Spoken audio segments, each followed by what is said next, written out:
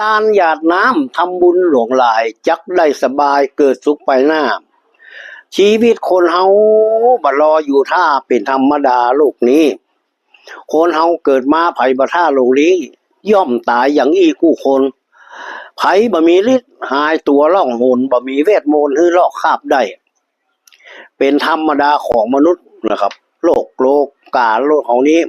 เฮากินถ้าเป็นมนุษย์โลกาหักชราแก่เฒ่าเปิ้นว่าเป็นธรรมดาถึงแข้งสิงขาสิงยะหยังก็บ่ค่อยสะดวกสบายเมื่อนุ่งกำดำไม้ปอดโธแฮบ่าแข็งแฮงดีมีอย่างปิดเอาวิ่งเอาโยนเอาอย่างใดก็ได้เท่ามานี่ก็เพิ่นว่าโอ้โธมันจะเป็นเรื่องสังขารนะครับจะลุกก็ยากจะนั่งก็ยากเอาจะไปที่ไหนแต่ละกรรมไปมาป้อเป็นคนขี้ลืมหลังลืมหน้า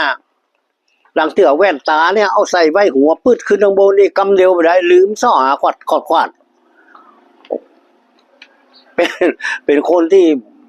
กึดหาบ่ออกว่ามันไปอยู่ที่ไหนนะครับคนเฮาในชีวิตโลกนี้นะครับไผว่าถ้าไปแข่งกันอย่างเพิ่นเรียกว่าแข่งเนื้อแข่งแปรเนี่ยมันแข่งได้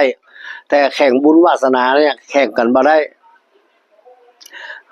คนเฮานี้ไผบ่เป็นคน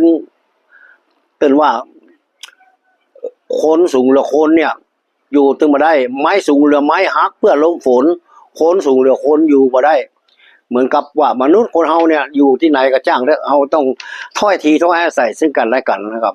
เพราะว่าอยู่กับพี่กับน้องก็ฮักพี่ฮักน้องอยู่กับเพื่อนกับฝูงฮักเพื่อนกับฝูงเฮาต้องเป็นกัลยาณมิตรทุกๆคนนะครับเพราะว่าโลกมนุษย์เนี่ยบ่มีไผที่จะหนีความตายไปได้ทุกคนละบ่พ้นนะครับ